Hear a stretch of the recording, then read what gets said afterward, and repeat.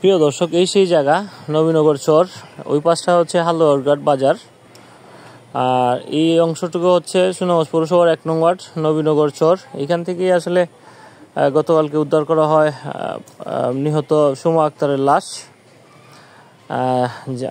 তারই স্বামীর দ্বারা আসলে সে খুন হয়। ইতিমধ্যে আসলে খুনিকে গ্রেফতার করেছে সুনামগঞ্জ সদর মডেল থানা পুলিশ। এ বিষয়ে প্রেস কনফারেন্সও করা হয়েছে আজ বিকালে। এখনো রক্ত লেগে আছে, দেখেন মেয়েটির মাথার রক্ত এখনো লেগে আছে, শরীরের রক্ত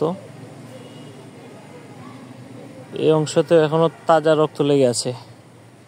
আসলে বিষয়টি খুবই দুঃখজনক।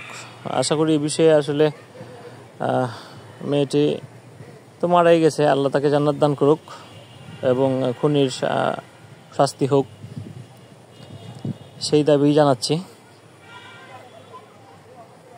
এরকম খুন যেন না হয় সেই কামনা করছি।